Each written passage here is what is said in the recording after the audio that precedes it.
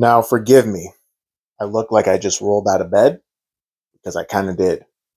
But this is important because I wanted to look as authentic and as real as possible for this video because this is the Nintendo 64 collection video.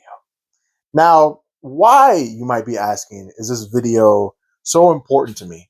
Or I guess so sentimental to me is more so the obvious reason because I'm still treating it with the same amount of care that my other easy mode videos have gotten, which is as much as I can manage to put in with my schedule. And it's because the Nintendo 64 was, on a technicality, my very first console. I remember being like 5, 6 years old, running around doing nothing in Goldeneye and South Park. And yes, you heard that right. The South Park N64 game. And well, one of them. I forget which one it was. I think it was just South Park, the N64 game, and Mario Kart 64. And these are all memories that are like really hard coded in there that I'm like, I can't just pull this out of thin air. I know I was playing those games, even though it feels like it was like a very super early time. And I may have the dates mixed up, may have the ages mixed up, may not 100%, know right exactly when some things are going to come in. I may have the ages mixed up, the dates mixed up, but I know that that was the case. And although the N64 didn't really spark my love for gaming, I think it probably showed my parents that it was something that I was interested in, which led to them getting me games that did actually spark my love for gaming. And the N64 holds a special place in my heart because it's just the way that some games look, the way that some games feel. Last year, I finally got around to finishing Banjo Kazooie, which is a game that I played when I was 13, 14 years old, 12 years old, I think, around that time. No, yeah, okay. 11/12 for the first time. And I was like, man, the fact I finally got around to actually finishing this game is awesome. And I'm so glad that I got to actually complete that part of my childhood in a sense. So I've got a couple games here, not as many as the other ones. I have all my 64 games in this really cute little cubby space. Ah, man, hopefully the audio isn't too bad on this, but this nice little 3D printed slide-in drawer spot, as well as like some 3 additional ones on the side. So without further ado, and enough yapping, here is my Nintendo 64 collection. Starting off, I've got 1080-degree, totally radical skateboarding, 1080 snowboarding. Wow, butcher that. But this was not a game I played when I was younger, but I've seen this game recommended a ton of times for people who have N64s if they want to play some good sports games. It's really radical extreme sports titles were big in the PS1 and the N64 era, so it's no mistake or no surprise that this is really on the top of people's lists. And I'm excited to try this out and see like what exactly the hubbub is about. I mentioned it earlier, so I probably should have saved the rant for later, but I'm still going to talk about it. I've got Banjo Kazooie for the N64. I played Banjo Kazooie when I was away from home, so I played it on my N64 on and Nintendo Switch Online app on my Nintendo Switch. And even still, I loved Banjo Kazooie a lot. There are some aspects of the game that I would have probably gotten filtered on if I just played the original N64 version, but you don't get better at something until you try it over and over again. So even still, there was a lot that I had to kind of be like, all right, let me push through, do my thing, right? Even though in the early eras of 3D platforming, there's jank, and Rusty Bucket is one hell of a stage that I don't wish upon anybody who's playing video games. But Banjo Kazooie is a solid 8 out of 10 video game if I've ever seen one. Just phenomenal, and it is easily the best 3D platformer on the Nintendo 64. Yep, it's not going to be an N64 game or video from me complete without some Super Mario 64 slide. Following that up, I got Banjo Tooie. I have not played Banjo Tooie yet. I want to play Banjo Tooie, and the thing about I guess why I haven't is mostly because after I played Banjo Kazooie, I was like, I love it. I'm a little burnt out on 3D platformers at the moment, so I'm not going to go directly into Banjo Tooie, but expect probably something like this within the year, especially as I start looking a little bit more at how I engage with video games and you know all that nonsense. Donkey Kong 64. Now, I love the Donkey Kong franchise. People say this is an amazing Donkey Kong game. who hasn't heard of the Donkey Kong rap, even if you're kind of not outside the space. I actually have a really funny story to tell. I was working, and this kid, he could have been no older than 7 or 8, but he was playing, like, not playing, he was rapping the Donkey Kong rap because they were getting an expansion pack for their N64 so that their kid could play Donkey Kong 64 because it was kind of like the family N64. And he just kept going, DK, Donkey Kong. And I was like, oh man, that's like so cute. So I have not played DK64. The reason I haven't is because I'm kind of a little intimidated by what you need to do to beat the game, right? I don't know if it's 100% the game or to beat the game, but the whole switching characters and the collectibles. And I've never been a collectathon type of person. The only collectathons I can say I've truly straight up really, really enjoyed are Jak and Daxter 1 and Banjo Kazooie. And so I know this is still a rare game, but I don't think people have talked about the collection aspects in as positive a light as they have Banjo Kazooie. So I'm a little nervous, but I still don't think this is going to negatively hamper my opinion on Donkey Kong platformers. Every single Donkey Kong platformer I've played has been a banger in some regards. Even something like Returns has been pretty solid. So I'm excited to get to Donkey Kong 64 and go, this was pretty good. Hopefully, I'm trying to figure out if I want to enter into games with my own opinions or if I want to like be like, all right, like let me just come in blind, blank slates, do your thing. I'm just gonna absorb. That's what I normally do when I watch movies and TV shows. It's great. My friends make fun of me because I don't make predictions. They're always like, "Oh yeah, I saw X, Y, and Z coming," and I'm always surprised. I'm like, "Whoa, wait a minute! They were like the guy the whole time," and they're like, "Dude, come on." So yeah, really excited to get to DK64, all things considered. GoldenEye 007. Man, what a video game. You can't, you know, escape GoldenEye's glaze. If you were on the internet in any capacity 10 years ago, 15 years ago, you have already known, and in the gaming space, you would have already known how many people have talked about GoldenEye 007. And there's this one donkey video. Great way to start off. There's this one donkey video that has that talks about GoldenEye for a second and how when you're playing that game like with the original N64 controller, it just kind of feels weird and awkward. Even when I think you hold it the right way, like it still kind of feels a little weird and awkward. But then you play it with like a PC controller, and it's like, oh my goodness, this is going crazy. It's similar to how when I played Perfect Dark, which I'll talk about later. And I was like I don't really know, gang. And then I played it with a Retro Fighter N64 controller, and I was like, mayhaps this is one of the best games I've played. Yeah, GoldenEye 007 is pretty good. I haven't revisited it since I was like 7 or 8. So I want to revisit it instead of just being like, yeah, 7 or 8 year old me who played this as like their second video game of all time thought this was pretty good. So I think it's pretty good.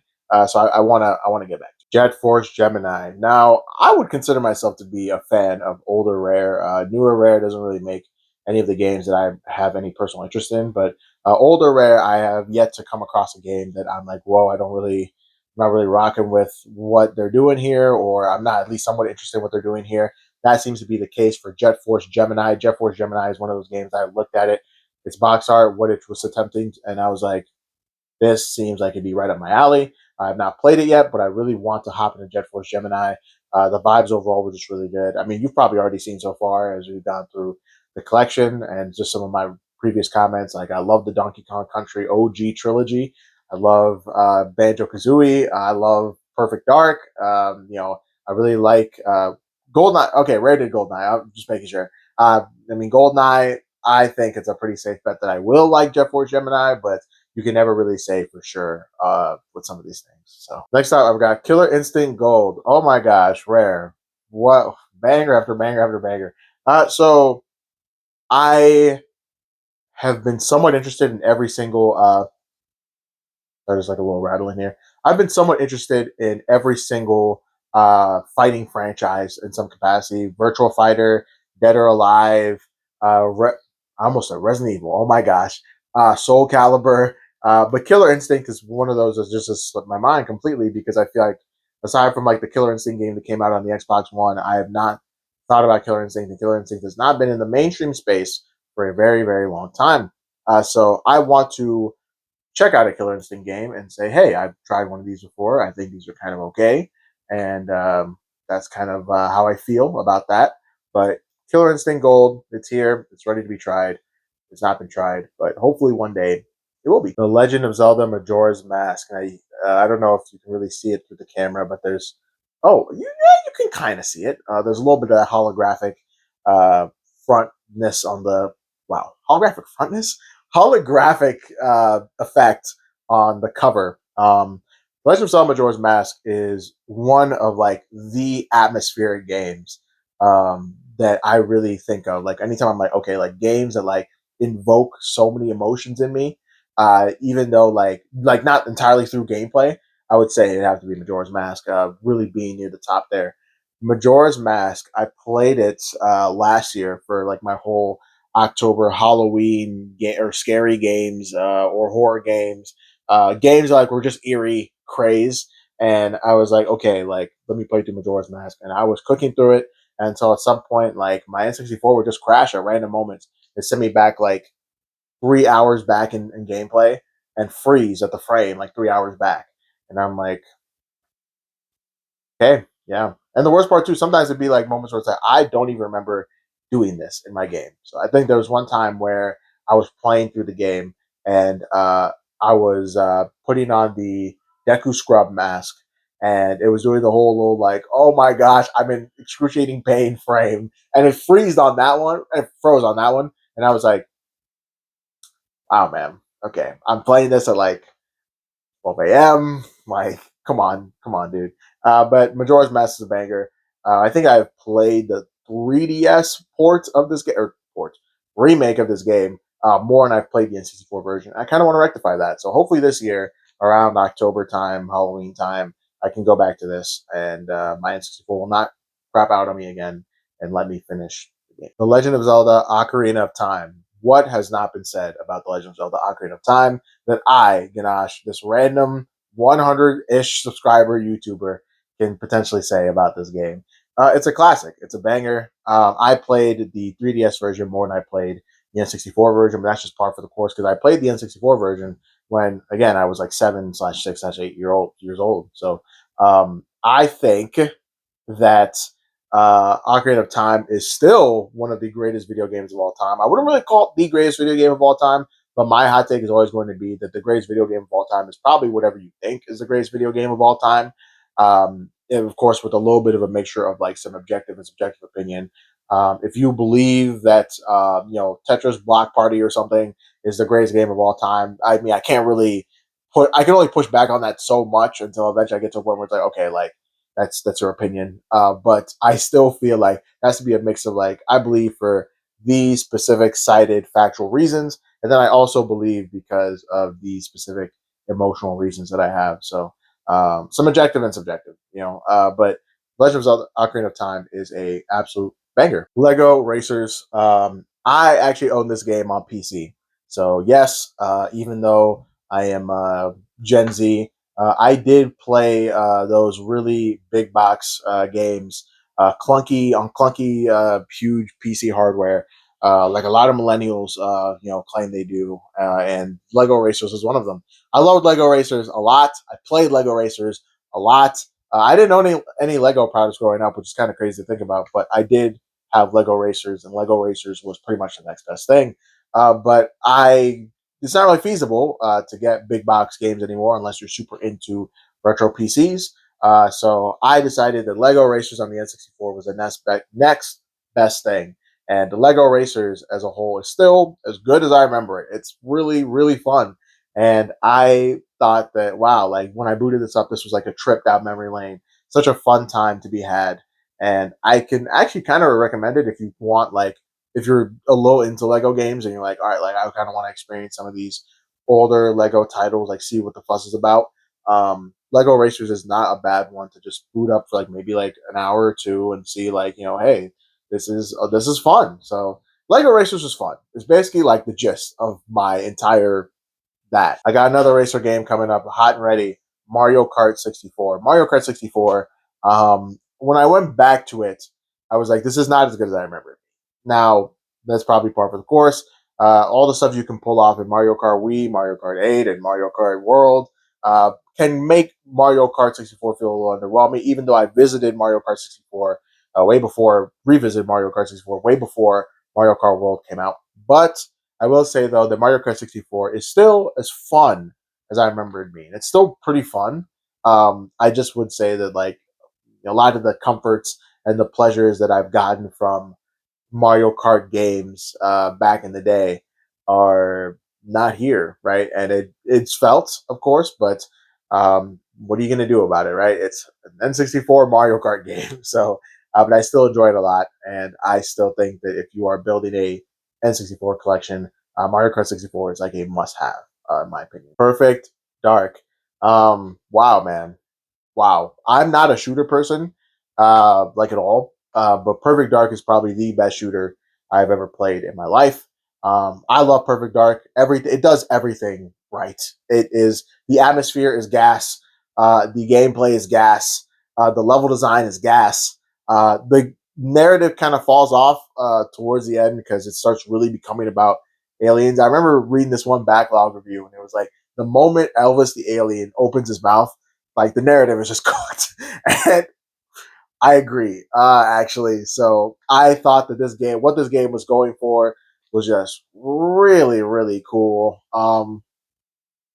And I struggle to think of things that I was like, I really did not enjoy playing through X, Y, and Z. There are some missions that are like really finicky, but it's more so in the sense of like, okay, like I can't just go unga bunga on this mission. Like I have to like really do this and that. And like some things are a little particular, but I still think that Perfect Dark as a whole package, is just a lot of fun.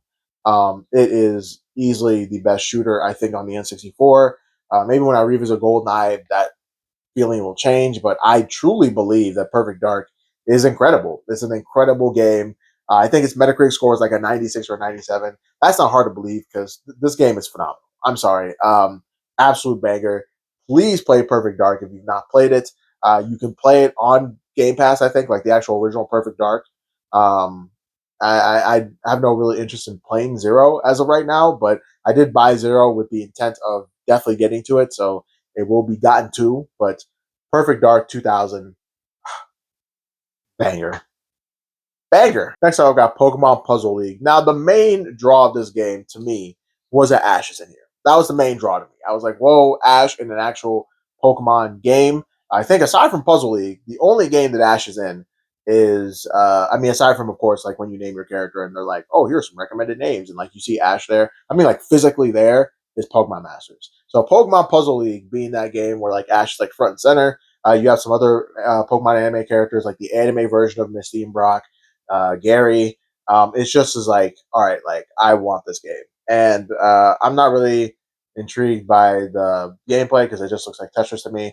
But Pokemon Puzzle League is kind of one of those things where I was like, this feels like a relic of an ancient time, and we want it. Pokemon Stadium.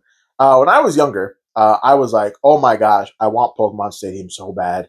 I used to watch different YouTube videos of people playing Pokemon Stadium, long plays, just no commentary, right? Just playing through different Pokemon Stadium type things. Because the thing that I don't think I've mentioned this before, but the thing I love the most about the Pokemon franchise is the battles. I love making my two little monsters fight each other. That is like the main draw. It's this thing that itches my brain.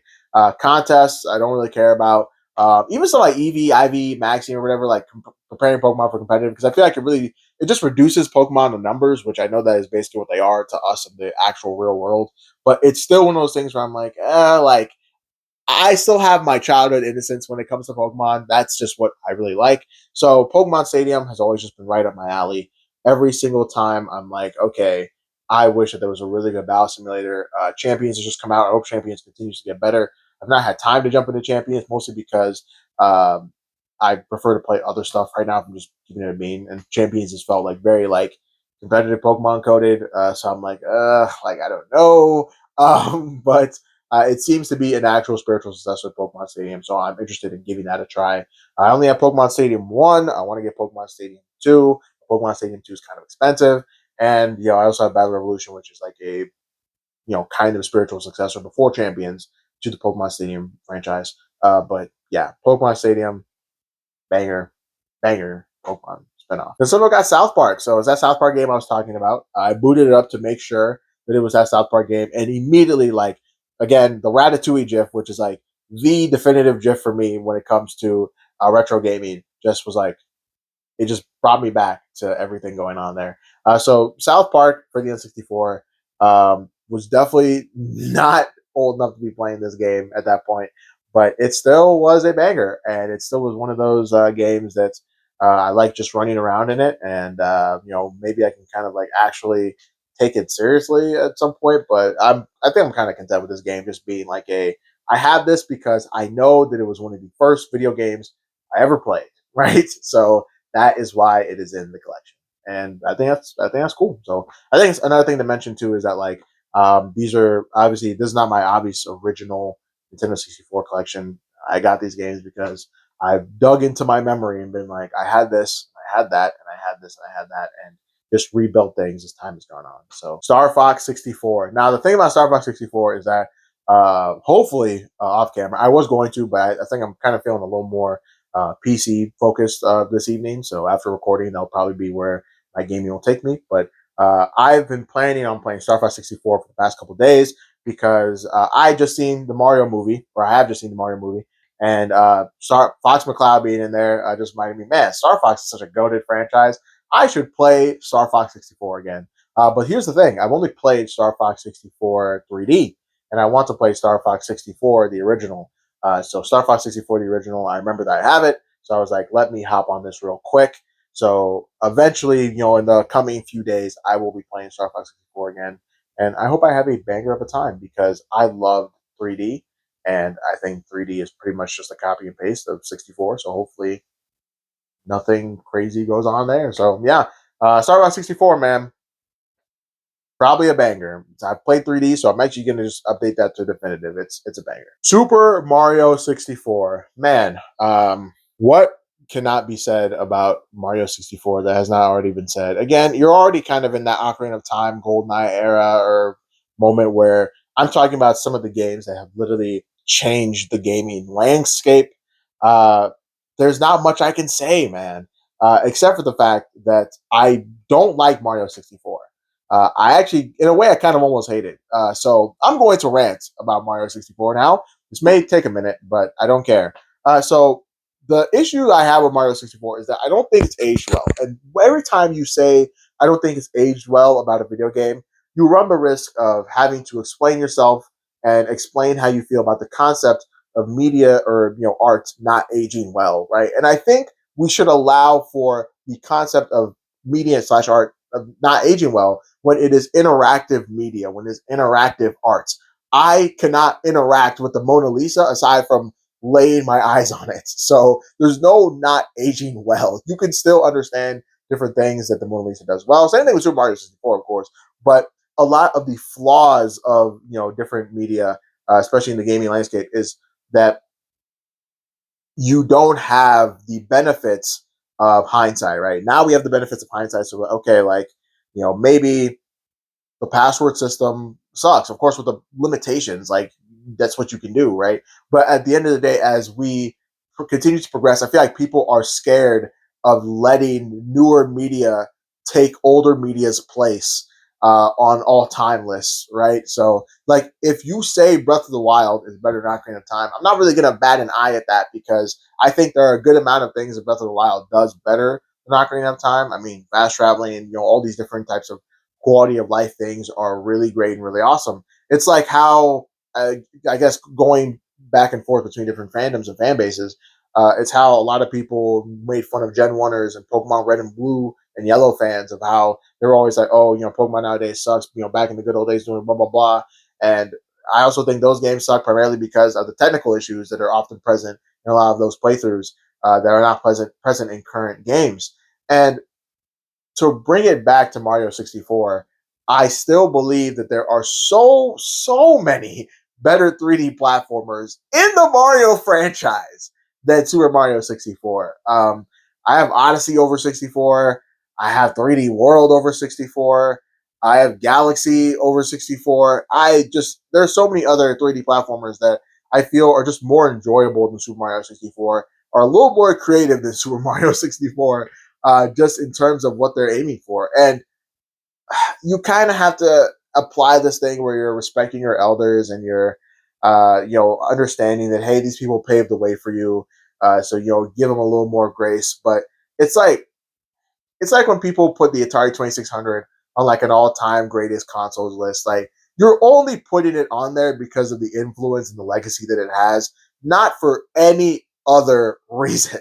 And I think you can kind of almost apply the same thing to Super Mario 64 to a lesser degree, primarily because I'm not an idiot. I understand that this has contributed a lot to the speedrunning community and just other aspects of game modding and game glitching, but I still think that Super Mario 64, as a game, as it stands alone right now, um, it's just been surpassed, honestly, by a ton of other games, in my opinion.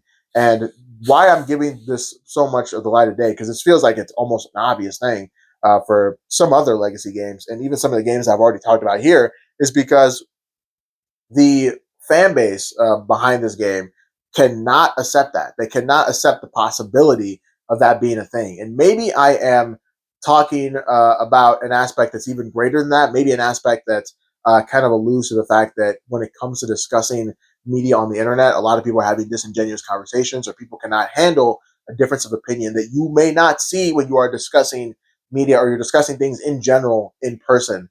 But even still, I can only talk about what I'm interacting with. I can only talk about the experiences I've had. I can't continue to divulge into hypotheticals. And the experience I've had is that every single time I'm bringing up this game and I am, I almost said insulting, every time I'm critiquing this game, people are telling me like, dude, like, did you even give this game a chance? Like, are you really playing this game? And it's like, I'm playing this game the same way I play every other Mario game. I've played every Mario 3D platformer. So, and I'm looking at this game and I'm like, I'm just not really enjoying it. I'm not feeling it.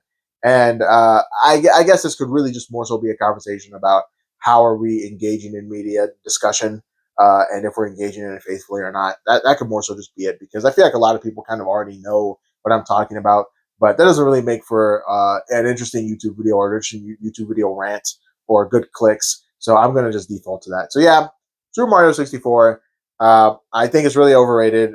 I don't think it's that great, but I do respect the fact that it has paved the way for 3D platforming in general, honestly. So I'm grateful for that. As someone who, one of their favorite games of all time is a 3D platform. Anyway, let's talk about crap. Superman 64. I almost said Super Mario Man 64. Superman 64. I heard this game is absolute dog water. It's funny. I was picking this up from my local game store, and one of my friends was just like, "Dude, you know that game's bad, right?" I'm like, "Yeah, I know that. That's why I'm getting it." It's like one of those things where I was ringing out this girl who was picking up Sonic 06, and I was like, "Oh man, like you're gonna have a fun time with this one." She was like, "Oh yeah, I know. I can't wait to see if it sucks just as much as I think it does." And that's funny too, because that's the exact same reason I got Sonic 06 myself, and it's the same reason I got Superman 64. I'm excited to see whether or not it sucks as bad as people say it does, and I think it's gonna be interesting. I think it's gonna be a fun time. So next up, I've got Pokemon Snap. Now I played a new Pokemon Snap on my Switch. I also watched a ton of playthroughs of Pokemon Snap. I can't really say I've played Pokemon Snap, of course, because I don't believe watching a playthrough and playing through the game are the exact same thing. But that is a conversation for a different time. Anyway, Pokemon Snap. It is a it's a game I haven't played yet, as I just mentioned. So I was trying to draw something from there, but I couldn't really. So yeah, I'm excited to eventually get to it. I like the concept of Pokemon Snap so much so that when new Pokemon Snap came out, I bought that on day one, and I was like, man, this is kind of boring. So I didn't really pick it up again. But hopefully, Pokemon Snap isn't as boring and maybe has a little more charm to like kind of keep me attached to it a little longer. Next up, I've got Yoshi's Story. Man, look at the cover. It's like he's right behind jeans. I got full pockets full. You think these little baby jeans? Yoshi's Story. I have not played a Yoshi's game. I know, crazy work. So I'm excited to eventually play one of these. Maybe it'll be Yoshi's Story for the N64. Um, who knows, man? Who knows? But yeah, I heard these games are pretty good, but not really talked about that much because I think they're kind of in that like Kirby tier, except like not much crazy stuff is happening in them. So it's more so like you're in that Kirby tier, but you're not as talked about because it's not like power scalers can feed off of you. It's more so like you are the baby game for babies, but you don't really have the aura that comes with that sometimes. So, and finally, I've got Ridge Racer 64. I love Ridge Racer a lot. I have played Ridge Racer R4, like Type R4, and I played Ridge Racer 5 on the PS2. And so when I saw Ridge Racer 64, I was like, Ridge Racer on a Nintendo system. Looks like I got a cop. So I got Ridge Racer 64. I haven't actually booted this up yet, but I am excited to eventually get to it, as I've mentioned before with other games. So yeah, Ridge Racer 64, y'all. What a game. And that does it for the N64 collection. The Nintendo 64, as I mentioned before, it means a lot to me. Being the first console I ever had. Every single time I look at it on my shelf, I feel compelled almost to play it. But then I'm like, like I've kind of already experienced a lot of these games in some capacity, so I'm not really. But I really hope that when a lot of you guys think about the consoles that made you guys gamers, or the consoles that like were your first ones, or the consoles that your parents were like, this, you guys can look back on them fondly, or look back on them and be like, I remember this and I remember that, and this was a really nice memory. I think the one thing that has been really, really cool working at a game store has been the amount of people who come in and say, hey, like, I remember having this and I remember, playing through this, and kind of like giving their childhood memories. And sometimes it reminds us how, even though time may pass and I'm a very, very different person compared to who I was when I was 7. Uh, it's still there's still that connection. I still feel that tug of rope between 24-year-old me and 7-year-old me, between the games that we liked, and kind of the memories that were made there. And I think that's kind of the beauty of experiencing art, or experiencing, I guess, things in general. When you can reminisce on them and say, "Hey, I can kind of feel that tug of memory between the who I was when I experienced it and who I am now, whether it was positive or negative." But I guess that's just what makes us human beings. So, but yeah. Anyway, without further ado, thank you guys so much for watching the video, and I will see you all next time.